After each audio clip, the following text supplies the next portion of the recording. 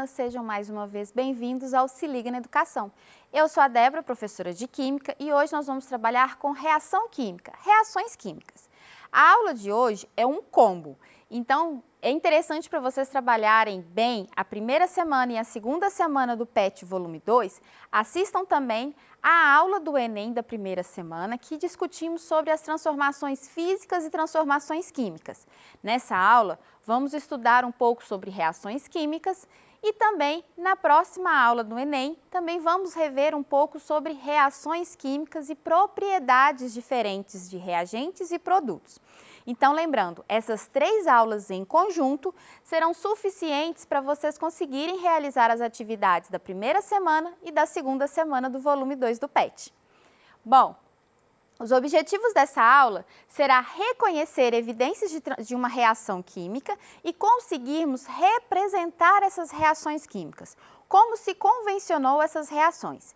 Eu sei que isso é um conteúdo que vocês também já viram no 9º ano, mas vamos dar um pouquinho mais de interesse ali nesse conteúdo, ok? Bom, também vamos trabalhar com conteúdos específicos da segunda semana do PET volume 2. Então, eu trouxe aqui para vocês algumas imagens de coisas corriqueiras do nosso cotidiano, que seria, por exemplo, riscar um fósforo, né? Você vê ali a combustão do fósforo. A combustão, ou seja, nós temos ali o fogo. Eu trouxe também outra imagem que seria ali em peças metálicas que sofreram ferrugem, né? Que estão ali enferrujadas. Eu trouxe também essa imagem da prata. Quem tem objetos ou já presenciou objetos de prata sabe que ao longo do tempo, se ela for exposta ao ambiente, não tiver um certo cuidado, ela escurece. Também eu trouxe para vocês um outro exemplo de um comprimido liberando gás dentro de um líquido.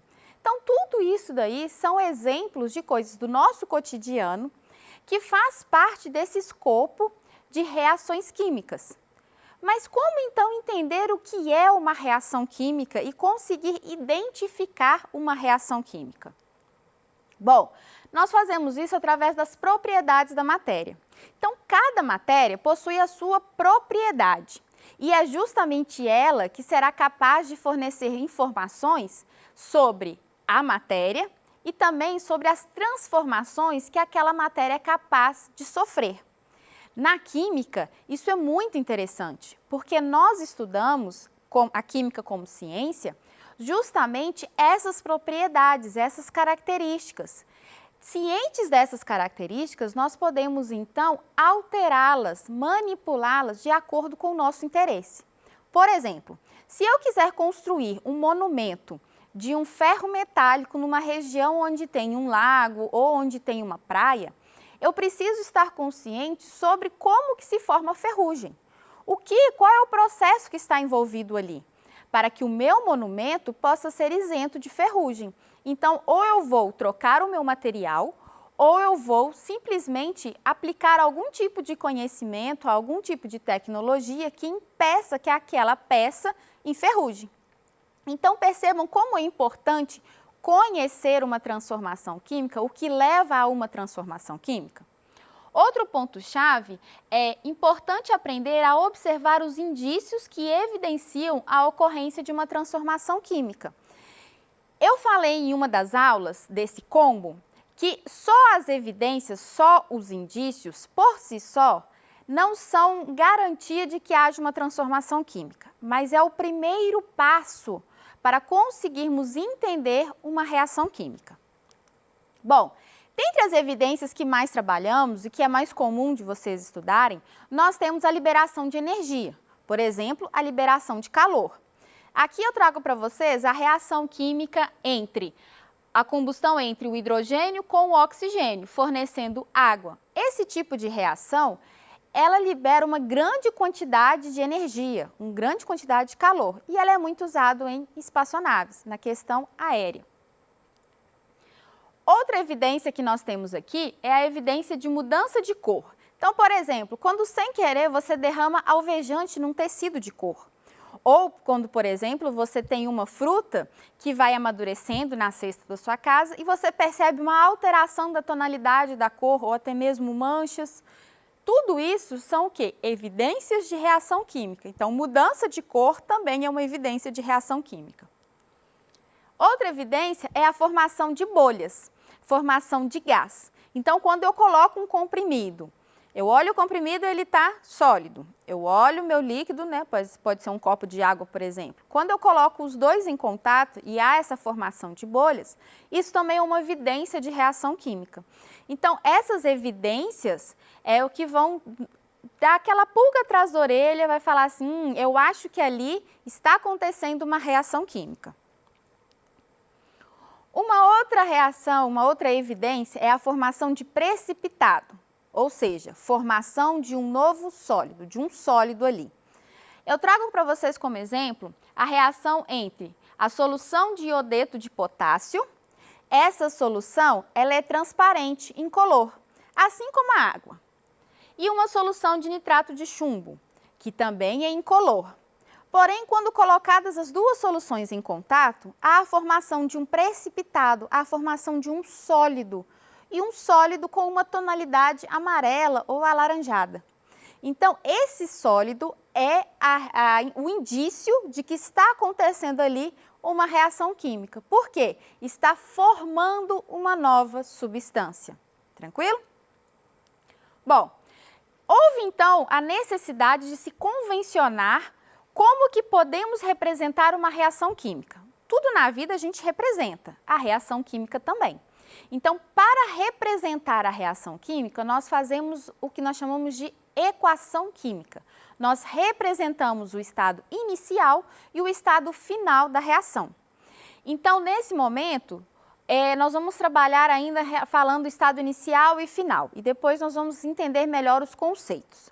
Normalmente, para o aluno, é mais fácil, é mais intuitivo a compreensão da definição de produto. Então, nós vamos começar por eles.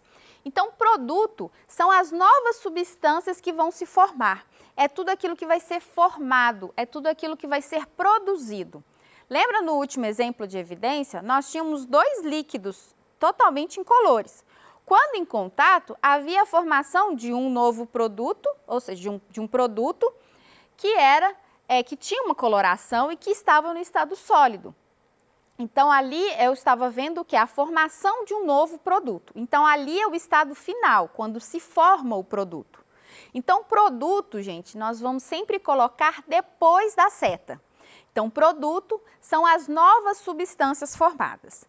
E tudo que está antes da seta, nós chamamos de reagente. É aquilo que vai ser consumido, é aquilo que vai ser usado para formar a nova substância. É o estado inicial. Então, lá nós chamamos, então, de reagentes, ok? Então, reagentes antes da seta, reagentes, produtos pós a seta, ok? Bom, então vamos ler agora como a gente consegue ler uma equação química. Então, eu trouxe para vocês a combustão do etanol. Então, o etanol, né, o combustível, ele reage com o oxigênio e ele vai formar como nova substância o gás carbônico e a água.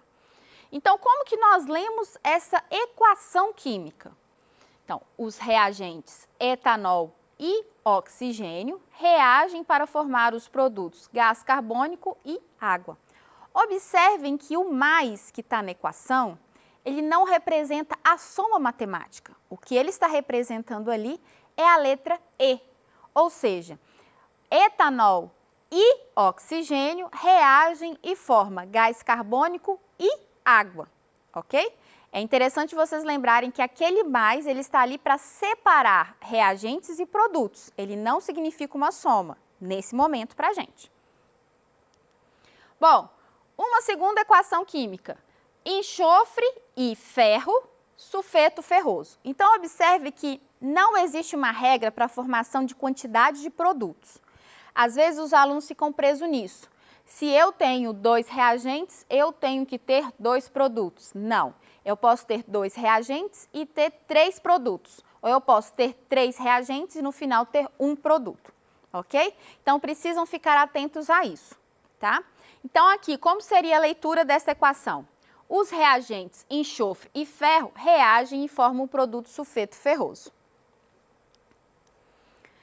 Essas equações que vamos trabalhar ao longo de todo o primeiro ano do ensino médio são reações químicas inorgânicas. Alguns autores gostam de classificar essas reações e subdividi-las em algumas categorias, de acordo com as formações de produto e de alguns reagentes. Nós vamos entender melhor essas classificações e trazer exemplos reais para vocês conseguirem realizar, então, as atividades do PET. Bom, a primeira seria a reação de síntese. Reação de síntese ou de composição ocorre quando duas ou mais substâncias sofrem a transformação que dá origem a uma única substância diferente. Segundo a autora Reis, geralmente liberando energia. Então, aqui eu trouxe para você de forma generalizada. Então, eu tenho a substância A e a substância B. As duas irão reagir e formar a substância AB. Então, vamos ver como seriam os exemplos? Então, carbono, grafita, mais oxigênio. Então, ou seja, a combustão do carbono, grafita. Reagindo, ele vai formar o gás carbônico e vai liberar energia em forma de calor. Esse calor ali não é mais um produto que está sendo formado. Evidenciando para você que o calor está sendo liberado, ou seja, que quando o gás carbônico ele está sendo produzido, o calor está sendo liberado. Reforço, o calor ali não é mais um produto. O produto formado é o gás carbônico. Então, essa reação se trata, então, da combustão completa do carbono grafita. Outra reação que eu trago para vocês é o magnésio metálico, também sendo queimado, ou seja, entrando em combustão, então, ou seja, ele está reagindo com o gás oxigênio e formando o óxido de magnésio e liberando energia na forma de luz. Então, a liberação de energia nem sempre é na forma de calor, às vezes ela pode ser na forma de luz também. E essa reação é muito interessante porque ela foi muito presente para os fotógrafos, numa época muito antiga. Você vai conseguir ver isso principalmente em filmes antigos, séries, até mesmo em novelas. Essas novelas de época, né? Quando você tem o aparato, né, que eles usavam para tirar aquela caixa preta que eles usavam para tirar a foto, e normalmente eles levantavam uma lâmpada onde eles queimavam, né? A lâmpada parece que dava uma luz bem forte, né? Havia uma queima ali, estourava. Ou então, quando eles colocavam um certo recipiente, um pozinho, e colocava fogo e dava aquela luz. O que tinha ali na lâmpada ou naquele pozinho? Era magnésio metálico. Então, eles colocavam, né, fazia ali acender um fogo, entrava em combustão e liberava aquela luz que era usada como flash. Então, essa reação é o flash das máquinas antigas. Hoje em dia, a tecnologia nos permite que seja de uma forma muito mais prática, não é mesmo? Bom, outro tipo de reação é a reação de decomposição. Ela é o contrário da síntese. Enquanto na síntese eu tinha duas substâncias que interagiam para formar uma, nessa eu tenho uma substância que por algum motivo vai se decompor em duas ou mais substâncias, ok? Então, aqui, de forma generalizada, também os esqueminhas das letras e das bolinhas. Então, eu tenho a substância AB, que vai ser quebrada e vai se decompor na substância A e a substância B, ok? Essa quebra ela pode acontecer de três formas. Ou pela pirólise, ou seja, quando eu tenho um aquecimento daquela reação. Ela pode sofrer também por eletrólise, ou seja, quando passa uma corrente elétrica sobre essa reação, ou pela ação da luz, que nós chamamos de fotólise, ok? Então, vamos trabalhar aqui essas reações.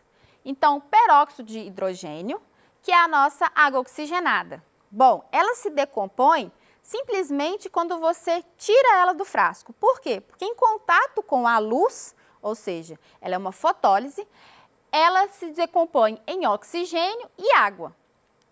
Bom, ou seja, fotólise é sempre quando existe uma quebra provocada pela luz. Uma outra reação, a água. Nós podemos separar os componentes da água se passarmos uma corrente elétrica num determinado valor. Então, quando passa essa corrente sobre a água, eu consigo fazer a separação do gás hidrogênio com o gás oxigênio. Isso, então, é uma eletrólise, ou seja, é uma reação cuja quebra é provocada pela passagem de uma corrente elétrica. Existe também a reação de deslocamento ou simples troca. É quando uma substância simples vai reagir com uma substância composta e existe, então, uma troca ali de ligantes. É interessante essa reação porque a gente consegue retomar dois conceitos do que é uma substância simples e o que é uma substância composta. Lembrando que substância simples é sempre quando eu tenho um único elemento e substância composta é quando eu tenho mais de um elemento. Vamos observar isso? Então, eu trouxe aqui para vocês a reação 2-nitrato de prata e cobre, formando nitrato de cobre 2 e prata. Então, vou transformar isso daqui para vocês numa equação, para poder, com o símbolo, certo? Usando a tabela periódica toda bonitinha. Então, olha só, o nitrato de prata é o AgNO3. O cobre representado pelo símbolo Cu. O nitrato de cobre 2, ele é o CuNO3, 2. E a prata metálica, Ag. Reparem justamente nas cores. Reparem que a prata estava ligado ao grupo nitrato e o Cu estava sozinho. Agora, nós temos uma inversão. Nós temos o Cu ligado ao grupo nitrato e temos a prata sozinha. Então, tá vendo que isso houve uma troca e é chamada também de simples troca ou deslocamento, ok? Bom, temos agora a reação de dupla troca. Na reação de dupla troca, nós temos então agora duas substâncias compostas, certo? Então, vai haver as trocas entre eles. Vamos observar aqui. Eu tenho a bolinha A, B, então representando uma substância. Tenho as outras bolinhas C e D, representando outra substância composta. Ao reagirem, haverá uma troca entre esses ligantes. Então, agora, o A está ligado ao C e o B está ligado ao D. Vamos ver como que seria isso numa representação. Então, o hidróxido de cálcio mais o sulfato de alumínio, ou seja, o hidróxido de cálcio e sulfato de alumínio reagem formando hidróxido de alumínio e sulfato de cálcio. Vamos ver a representação da equação. Então, olha só, eu tenho o hidróxido de cálcio, que é o Ca, e o sulfato de alumínio, que é o AlSO4, ok? Al2SO4 3. Quando reagem, o Ca que estava ligado com a hidroxila, agora ele passa a ficar ligado com o grupo sulfato. E o alumínio que estava ligado ao grupo sulfato, agora passa a ficar ligado com o grupo da hidroxila. Então, houve uma dupla troca. Então, houve uma troca de ligantes entre as duas substâncias compostas, ok? Então, para a gente poder revisar bem rapidamente, nós temos então reação de síntese quando há a formação de uma nova substância e a liberação de energia. Nós temos a decomposição quando eu tenho uma substância que se decompõe em outras mais simples. Eu tenho a reação de simples troca quando eu tenho uma reação entre uma substância composta com uma substância simples e há uma troca de ligantes entre eles. E tenho também a reação de dupla troca quando eu tenho uma substância composta com outra composta e há então a dupla troca, há uma troca de ligantes entre eles, ok? Bom, no mais eu quero agradecer a todos por essa aula, incentivar vocês a estarem revendo as aulas da semana passada, a aula da semana passada do Enem, essa aula e a próxima aula do Enem. Lembrando que esse combo de aulas vai ser suficiente para vocês entenderem e também para vocês conseguirem realizar as atividades da semana 1 e 2 do PET. No mais, um grande abraço virtual a todos vocês e até mais!